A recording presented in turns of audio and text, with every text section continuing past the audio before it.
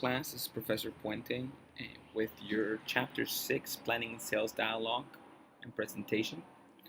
And we'll go through this chapter. And as you could see here, customer focused sales and dialogue planning.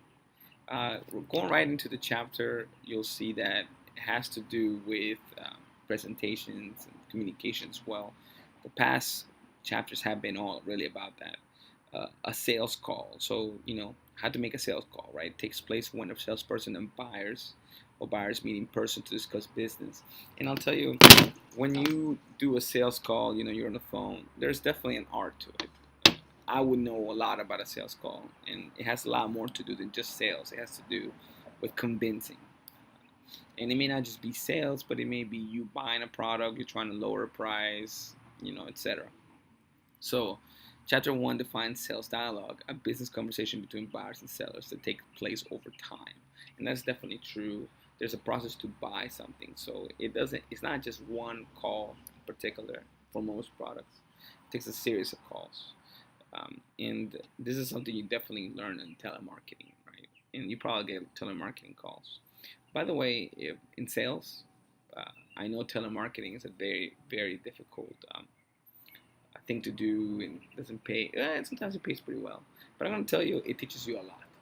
It definitely teaches you a lot. I did not do it, but I have buddies that did it. I think it's a great high school thing to have, early college, because it teaches you something. So then the term sales conversation is used interchangeably with sales dialogue. Some sales calls involve sales presentations. If you've never been through a sales presentation, go to one. Find out, where your closest timeshare is, and you'll probably find out how it's done. Now, be careful because these timeshares are very, very effective, and it will convince you. And that's the point of it, right?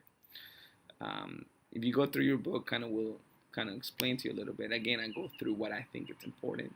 Read through the chapter. It'll definitely help you for the midterm. And let's see if I can go through this right here real quick. Type of sales communications. Canned presentations, written sales proposals, organized sales dialogues and presentations.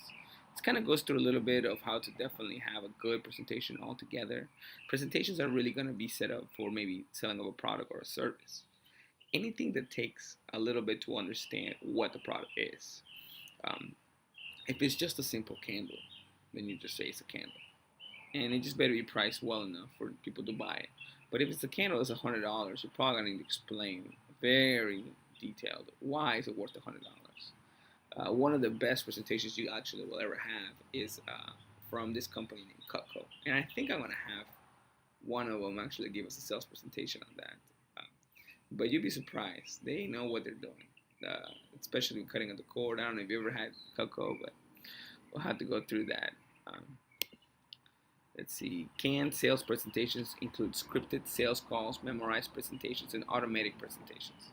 Telemarketing industry relies heavily on scripted sales calls. Memorized presentations are common in trade shows, product demonstrations. So, just to have a concept down, to have a dialogue down, it's actually seen more like in how an actor would play their role. They will memorize their lines. And I know memorization is not the best way to present something, but at least it gives you a background. It really does. Sometimes shooting from the hip, people very difficult to shoot for the hip. So. But let's keep going. Written sales proposals. You will see that the people that usually do these are attorneys. So when you call an attorney and you say, hey, listen, I am looking for an immigration attorney, one of the few things they'll tell you is like, look, I'm going to send you a written proposal. Just so you can kind of read it, understand, and digest it correctly. Because their fees are going to be quite expensive. So they call you back and send you an email, and you look through it and what's going to be really. Now, I will tell you something about written proposals. Not everybody does well on them. Not everybody relies on them. Okay? Some people like charts. Some people like it written, typed out, and put together. It just depends. Some people just want to be called and told what it is about. Some people love it face to face. So it just depends on what, the comfort of that buyer. Writing effective proposals. If you go through this, customer does not know the seller. Proposal does not follow customer specified format. Writing is flat, technical, without passion. That is true. That's why I've said about attorneys doing it. A technical data dump is not effective. Proposal does not address key decision criteria, etc.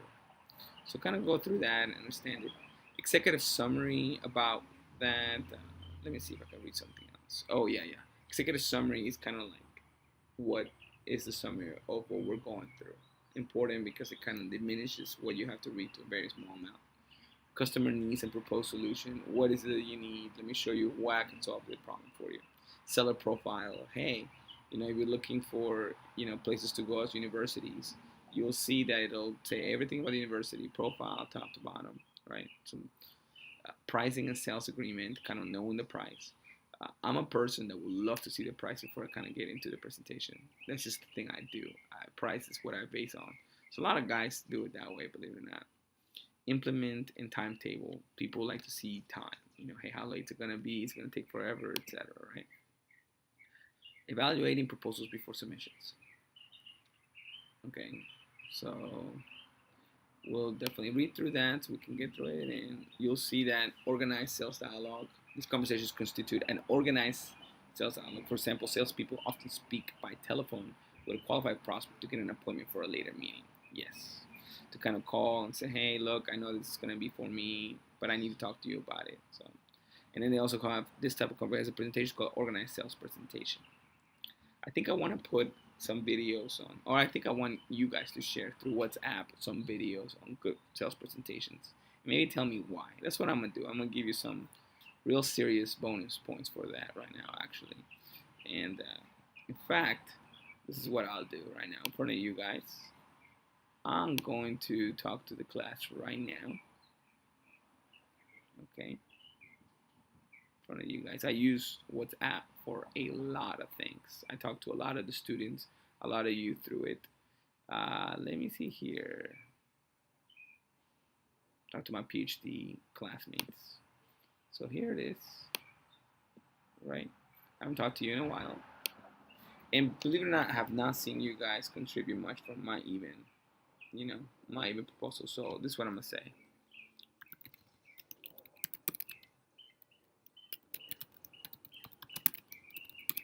Presentation right now.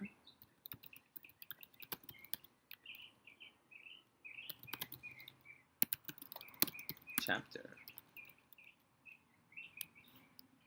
If you send me some videos on YouTube from a sales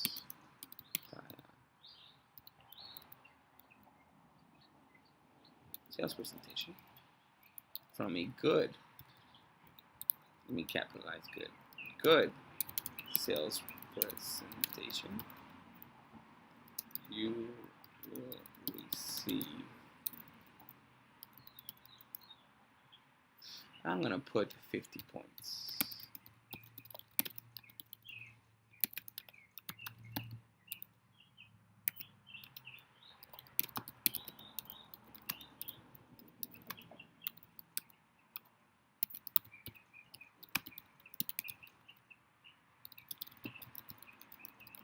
Sonia, thank you for answering.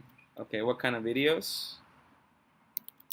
A presentation, a sales presentation, a sales presentation of any kind. I just need your thoughts.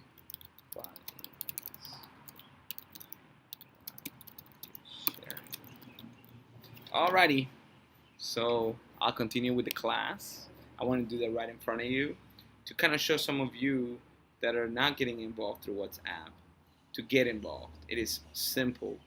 I'm going to promise you I'm going to make these quizzes a lot more difficult. The reason is because I want you to get involved. So we got somebody here, like me selling something, or you want me to go over the lecture, comment about it. Anyone selling something. Anyone selling something about a product or service. And then tell me split.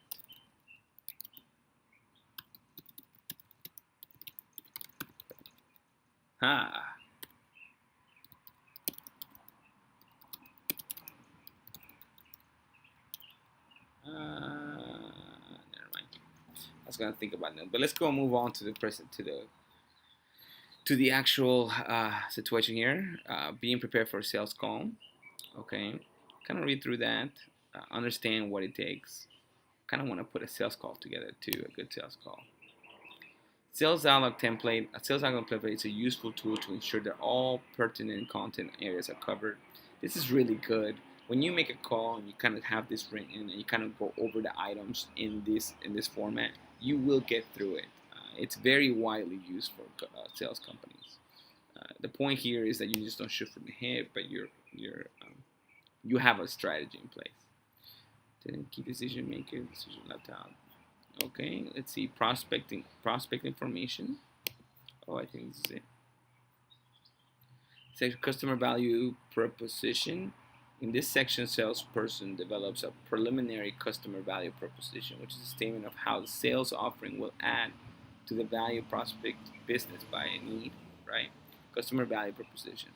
At the planning stage, the customer value is preliminary, so it's everything just at the beginning, right? And keep the statement fairly simple. Choose key benefits. Make value propositions specific.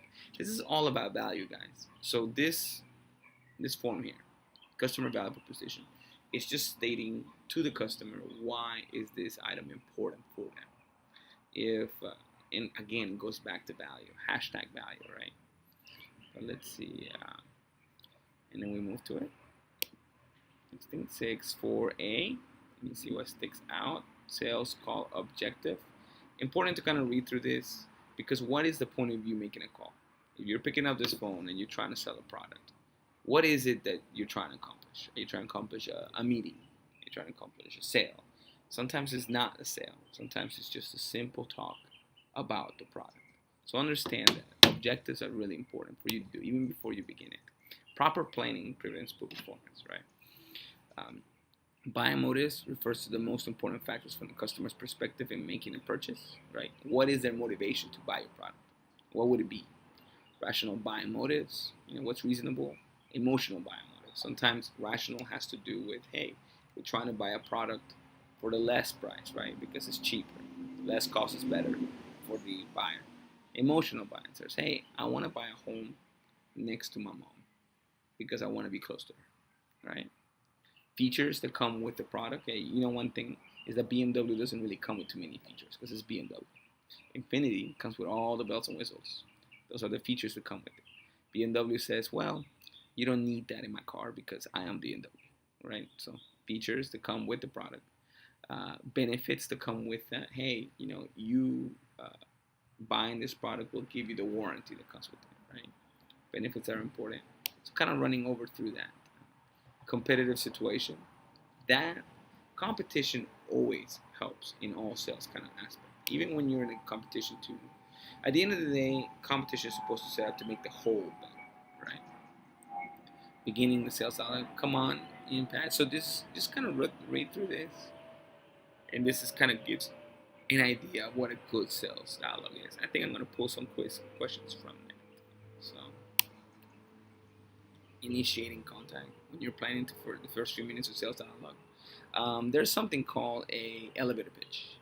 Elevator pitch is some type of statement that you say in less than 4 seconds of meeting them. You may see something about that, but that's important for you to know, because when you initiate contact, what is it that you're going to do, right? The salesperson should present benefits in order of importance. You want to say quickly what's more important and then go to the least. So, as a general rule, the salesperson should not focus on pricing issues. Yes, very true. And the reason being is because if your product is super cheap, it should speak for itself, right? So that is very true. Pricing should not be your number one focus. However, people will call and they want you to talk about it first. Anticipate questions and objections. That's super important. In real estate, I'll tell you one of the things that I get. Let me go back here. On objections, okay? One of the things I get in real estate, and that I try to train my agents, that I train them to do this, is, hey, objections. They're going to come in with their objections. You are the objection solver. You're supposed to take those objections and kind of help them with it. Well, the area. Come by at night. Take a look at it. Any objections that they have in their head to try to not do the product, it's just because they're trying to convince themselves out of it. And sometimes that may not be good for them. Now, if they're completely convinced that they don't want the product, then just it's okay. Not for everybody. Earn prospect commitment. Earn their trust again. Goes back to chapter 1, right? Chapter 1 and 2. Earn the trust.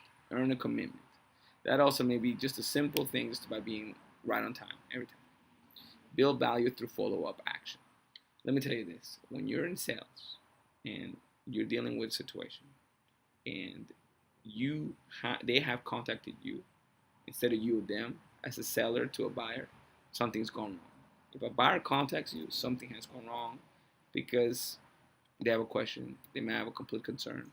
That's definitely not good, right? Engaging the customer, talking to the customer, understanding their dilemma, etc., right? Trying to make sure you get through it, right? And that's all. That's definitely it. So, you have any questions, please let me know. Again, try to get in the discussion. If you have not taken the quizzes, then the best way for you to do is to get on the WhatsApp discussion. If you want to know how to do that, just text me. I'll let you know. All right. Thank you so much, guys.